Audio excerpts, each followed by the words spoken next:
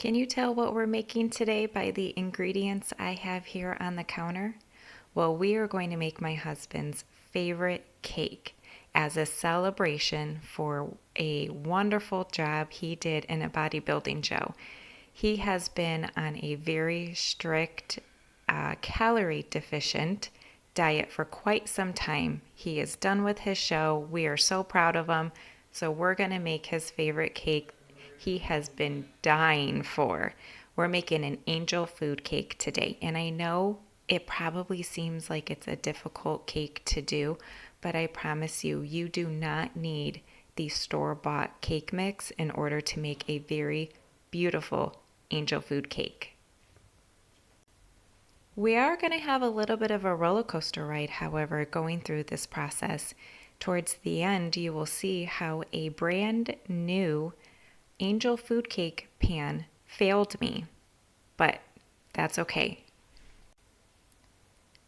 We are making two cakes today because my husband somewhat jokingly but seriously asked that I make two cakes because he wanted one just for himself. So I'm very grateful I did make two because one of them turned out to be a little bit of a flop. We still ate it. It was incredible, but you'll see at the end what had happened. So, angel food cake. Couple things you need to know. You want to work with room temperature ingredients. So, egg whites are what we're going to use here in the recipe today. So, if you don't have cartoned egg whites, then you can certainly separate your egg whites. You just want to do it ahead of time and keep those egg whites out on the counter for a little while so that they become room temperature.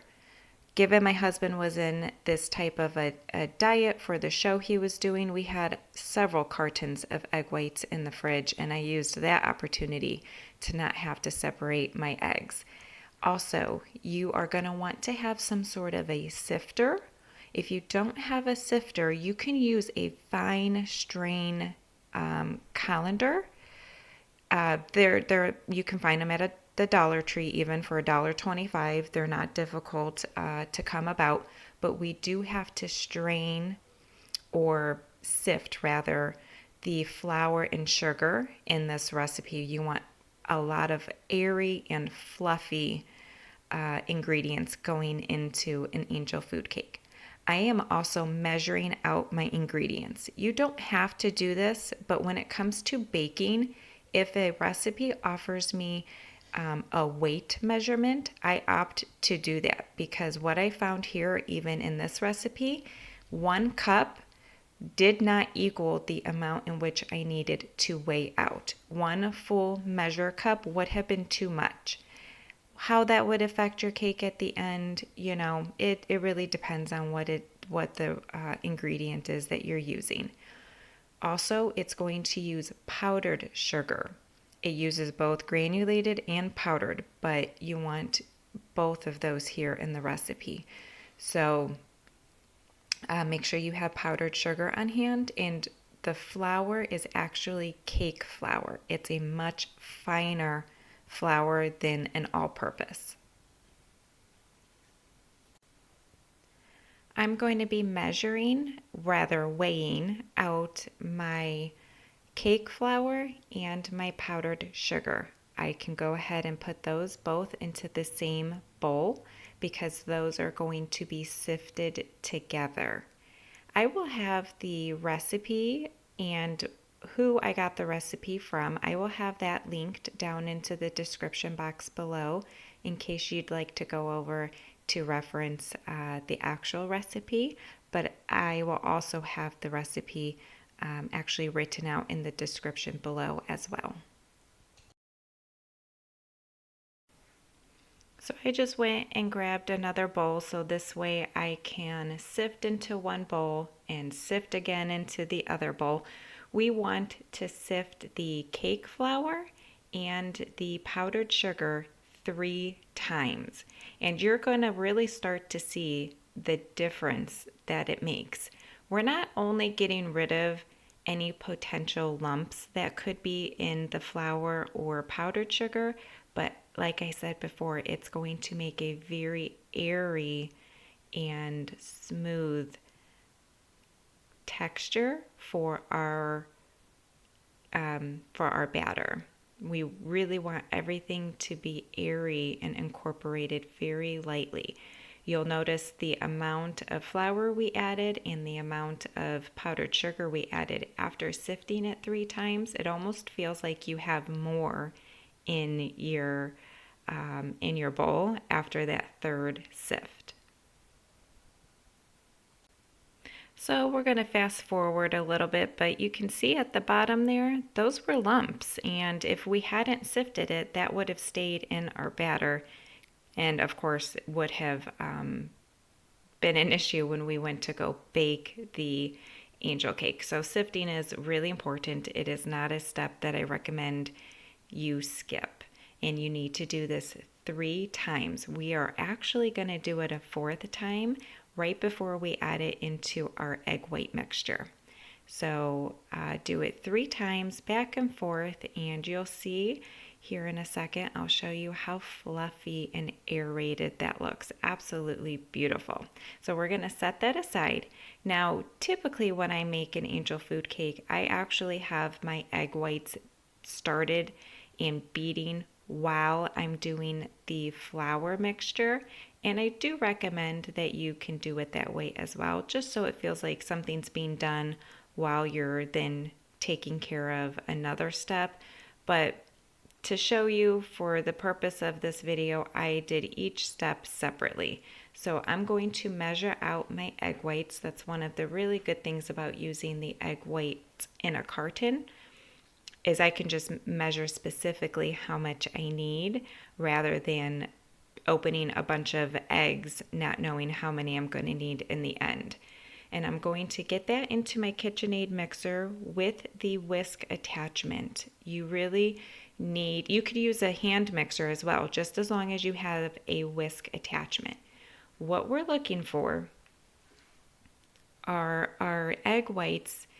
You want, once they start to look like they're foaming up a little bit, it really only takes maybe 2 or 3 minutes at a fast speed for it to start looking like it's a little bit foamy. That's when we're going to start incorporating some of our next ingredients. I also find it helpful to have my ingredients pre-measured. This way, no matter how long it takes my egg whites to foam up, once they're ready, I have everything already measured out and I can get it into my bowl without having to stop and take additional time. Especially towards the end, you really don't want to overdo it on the egg whites. So I just recommend having everything pre-measured and ready for you to throw into your bowl. Okay, so you can see around the edge of the bowl there that those egg whites are starting to look a little foamy. We're ready to move to the next step. And it didn't really even take that long, but we're going to be adding in our salt and our cream of tartar. I think this is one of the maybe 1 or 2 recipes where I use cream of tartar. It lasts quite a while, if not forever. I'll have to check that, but I feel like 1 tiny bottle from the store lasts me a lifetime. I don't have to use it very often. We're going to increase our speed and we're going to let that whip a little bit. As we start to see those egg whites really starting to froth up and come together, we are going to add our granulated sugar. We are going to add it 1 tablespoon at a time, and we're going to give it a good whip around the bowl before we add in the next tablespoon.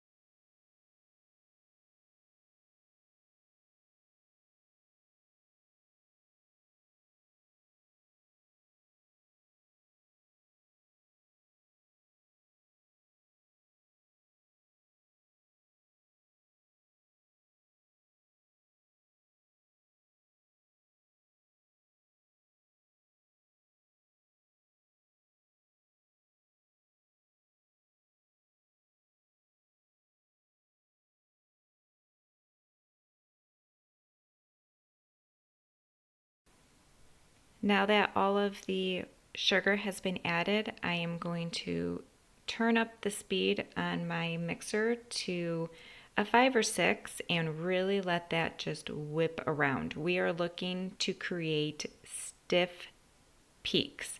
If you aren't sure what that means, picture a tub of whipped cream that you get from the store. If you were to take a spoon, kind of stir once around, lift up as if you were going to spoon a scoopful of whipped cream out, that would, as you lift up, some of it's going to pull away at the bottom of that spoon. And if a stiff peak of whipped cream stays in its place, that would be considered a stiff peak. Now, typically with the store-bought whipped cream, that would be considered more of a medium, soft to medium peak. You want it to look almost like you created a mountain. And basically what I'm going to do once I think I'm getting to that point, I'm going to stop the mixer and I will take that whisk attachment and I will pull up on it to see if a peak remains in its place after. I'll show you what that looks like.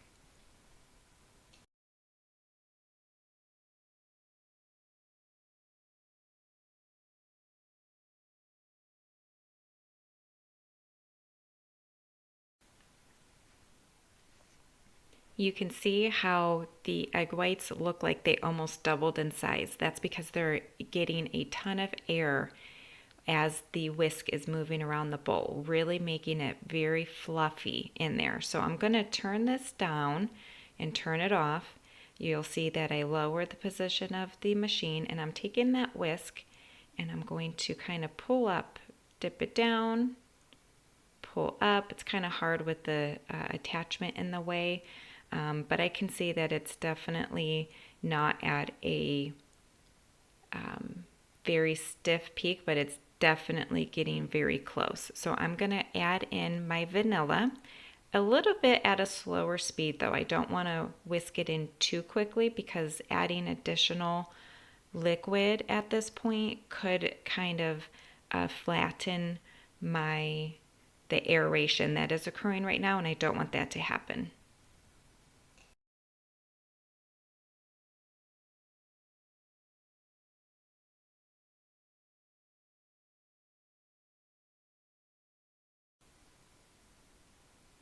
So I'm going to add in my vanilla, working 1 teaspoon at a time.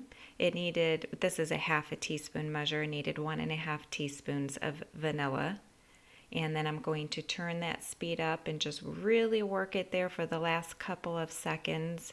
And it's going to look like a really, really thick whipped cream is basically, or Cool Whip, which is basically the consistency that you are looking for here.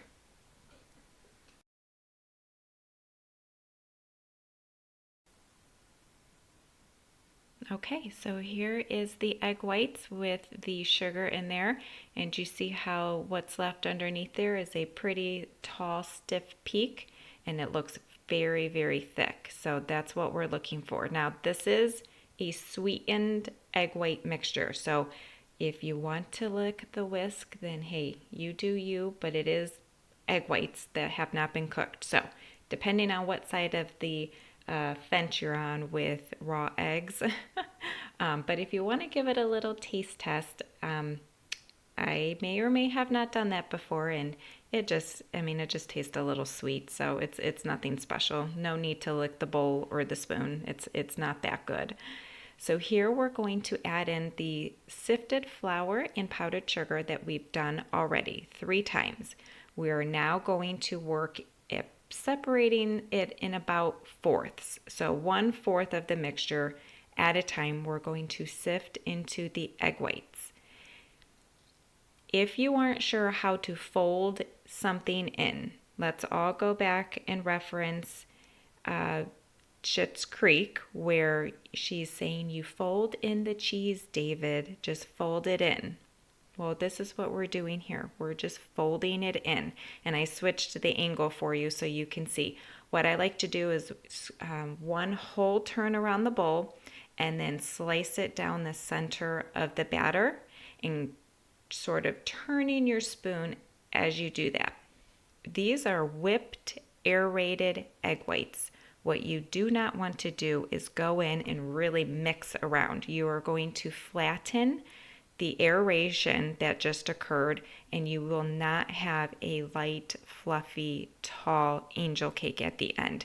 So we're looking to do as few of turns as possible, incorporating that flour and sugar in there. So try your best to do every time. We're just lightly folding in. We're not mixing aggressively. You just want to fold it in.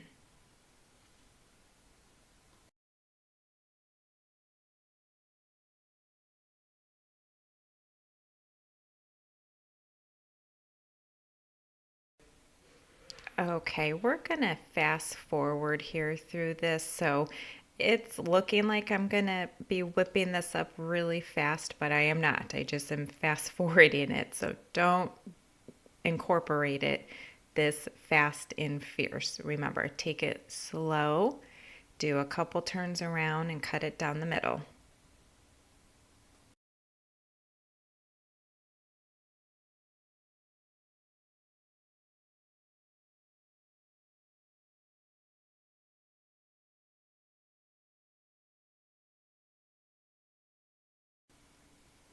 The consistency is almost like a homemade marshmallow. It's sticky, it's thick, and creamy. So I have a new to me angel food cake pan. The insert comes out, and you don't grease whatever pan. Bunt cake pan I also used for the second one, which turned out, as you will see here soon, much better. But you don't want to grease the angel food cake. You actually do want it to stick a little bit to the sides. That's what creates that crumb that we all really love about an angel food cake. And you want to just slowly, carefully, maybe not slowly, but carefully scoop your batter into your pan. I really should have used a much different spoon, and I was just frustrated with myself while I was scooping it into here, and I'm even frustrated watching myself do it because I'm making such a mess. But use a big scoop and just kind of place it all around the pan. You don't want to bang the spoon down. You don't want to take the pan itself and kind of bang it like you would with a typical cake, because with a regular type of cake, you want to get the air bubbles out. We don't want to do any of that with an angel food cake. We want to just place it all around, and once all the scoops are down, you can kind of smooth out the top there. And the recipe does suggest you take a knife and sort of run it through the batter. I don't do that. I don't find it necessary, but I do smooth out the top, and I also will wipe the edges and any place where I have sort of a mess going on in that pan, just because I don't want it to burn while it's in the oven.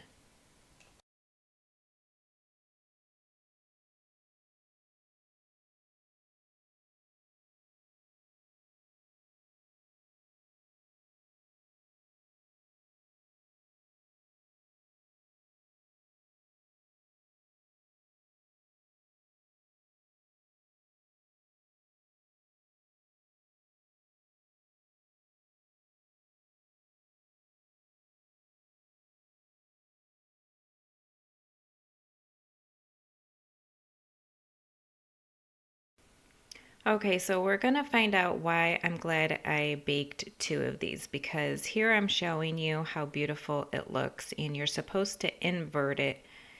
And I realized that I probably don't need to invert it on top of this uh, cookie cooling rack. And look, oh, it just plopped right out. I have never had that happen before. I'm in the moment of panic. It's hot. I don't quite know where or how to grab it. I'm laughing at myself in the actual time and now, and I'm sort of staring at it thinking, oh my goodness, but you can watch it slowly deflate. It's definitely not as big and fluffy as it's supposed to be. And that's the moment that I thought, well, that's okay. You know what? It's still edible. It's still going to taste amazing. Absolutely no reason to fuss over it. I made two, and sometimes you have a failure due to something you did, and sometimes you have failures outside of your control.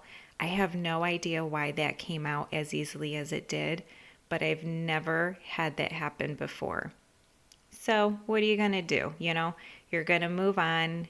We're going to sit here while I talk and stare at this cake just deflate and all of our hopes and dreams underneath this uh, pan here is going to just deflate with it. But that's okay.